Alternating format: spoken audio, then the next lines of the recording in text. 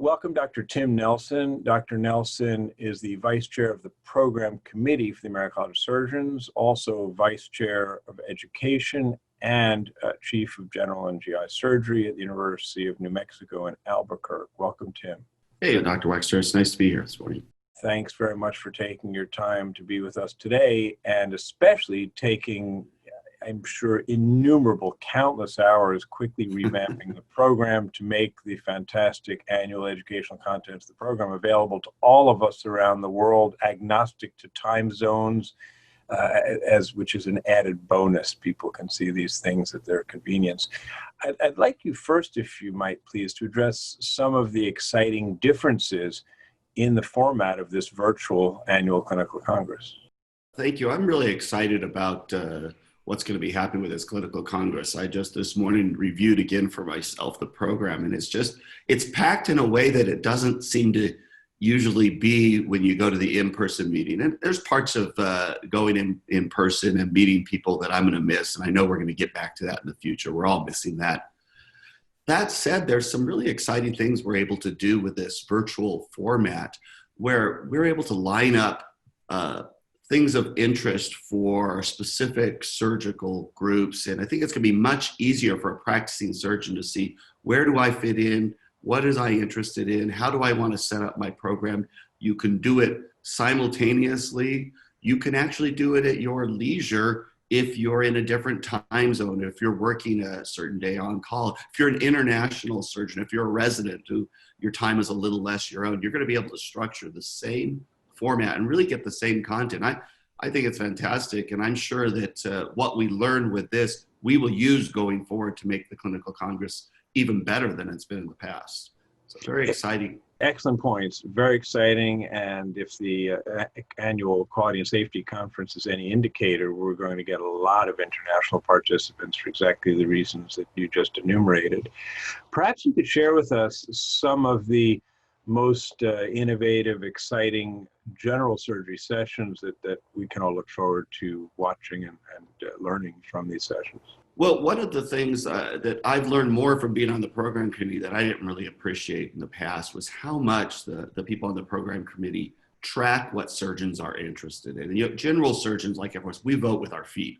We go to the courses, the sessions, the panels that we see give us value. And so we're going to continue to have those bread and butter sessions for a general surgeon where we find out what's happening and what's new about the stuff we're doing every day. Some really exciting things on intra-abdominal abscesses, 2 different panels on appendicitis, really looking at the latest technology. I'm excited to find out about antibiotics and their use, because there's trials that we're going to find out what's the latest verdict on, should we be operating, should we be using antibiotics, what's the advantage of each. Complex hernias, simple hernias, diverticulitis. There's going to be sessions on reflux, on metabolic surgery, on what do you do when that patient who's had bariatric surgery comes to your hospital and you're responsible and you're not a bariatric surgeon. How do you manage those things? Breast surgery, peptic ulcer surgery, which kind of goes back to the past of what it is to be a general surgery. Pancreatitis, and that's an exciting session because one of the moderators is an international surgeon, Miguel Caintos from Spain. So again, I think we're going to have some exciting offerings, the usual exciting things, but in a way that's going to be formatted where you can watch it and make sure you don't miss out. You don't have to run from one building to another to make sure you capture everything of interest to you. It really sounds very stimulating. Looking forward to the meeting. In addition to general surgeons, the American College of Surgeons is the house of surgery. Amongst our 85,000 plus fellows include many surgeons of different disciplines and different practice locations, as well as different practice types. Perhaps you could expand a little bit on some of the unique offerings for some of those groups. Yeah, and some is, this might still sit in general surgery, but not really. Is that, for instance, there's a session looking at rural surgery and looking at quality and outcomes and showing how at different hospitals, smaller hospitals, you can still achieve excellent and outstanding outcomes. And I think that applies to any surgeon who finds themselves in that kind of practice that they love. So that's exciting.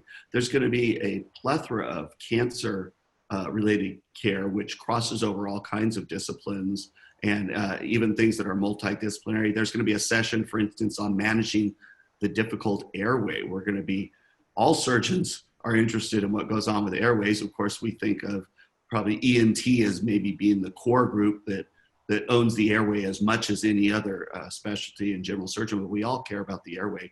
So this gives us opportunities. There's some sessions that are going to involve gynecology and urology and looking at pelvic floor things.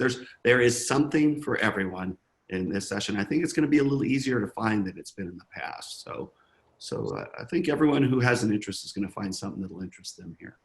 I have absolutely no doubt, and certainly the price is right. Being offered gratis is a wonderful, wonderful bonus that people will be able to tune in and participate. And speaking of tuning in to participate, how will the audience be able to interact? Typically, when we're in one of the convention centers, people can come up to the microphone to ask questions. How is that aspect going to be managed in the virtual Congress? Yeah, that's a great question. We have worked for how to make this as informative as possible. And there's a part that we would love to be able to have people pop up and ask questions just as they did in the past. But with the number of people that we know are going to be participating, that probably won't be optimal. So we are going to have, for instance, at panel sessions, there will be a Q&A at the end that'll be pretty much based on set questions, but participants will be able to write in questions that will then be answered. And really the questions can be answered at leisure rather than get up to the mic and hope you get that question in. And if you think of it a little later, you can put it in. So we think this is really going to develop a sort of an interactive, almost a meet the expert kind of a thing that's ongoing rather than just that 90-minute session. This is your chance with a room full of people to find out something, but really an opportunity to meet some of the experts in the field and ask those questions of the panels.